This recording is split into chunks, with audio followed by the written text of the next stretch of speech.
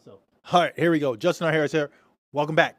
Okay, so diving right in. You guys know what this is. Business scenarios based off the Daily Drucker. 366 days of business innovative thinking. Okay, slap that across your face. Let's move forward. So here's the deal.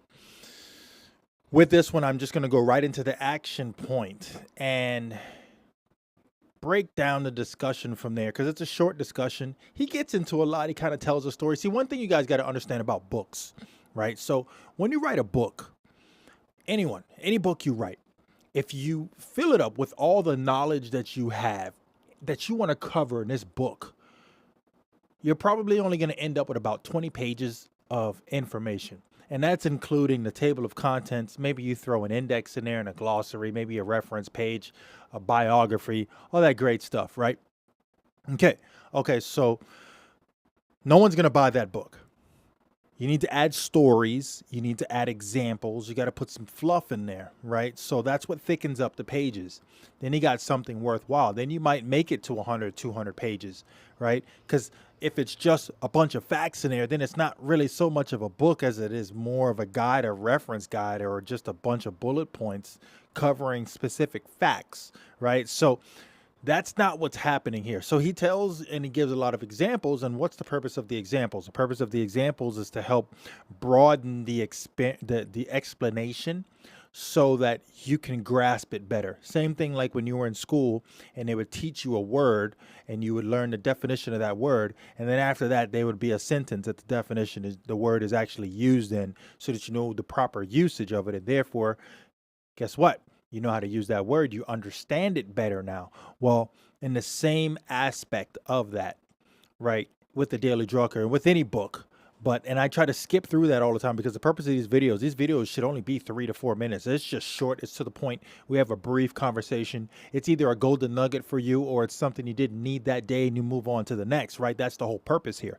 So with this one, it's not so much that, right? With this one, he gives a lot of information and it forces me now to just get straight to what we call, and we have been discussing in the previous episodes, is the action point.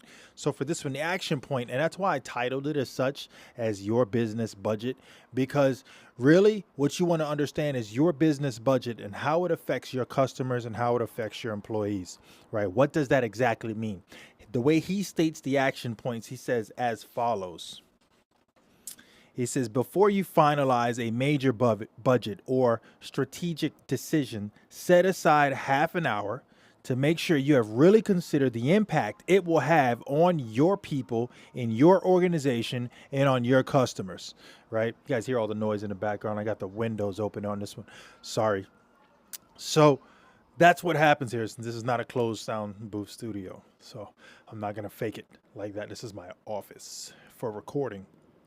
All right, I just so happened to open the windows. It's a beautiful day out. Okay, so once again, before you finalize your budget or make a strategic decision, make sure you've considered the impact that it will have on your organization and on your customers. So, in other words, right, be a little more open-minded. I can tell you a great way to do that. It's real simple. I'm just going to cut right on over here.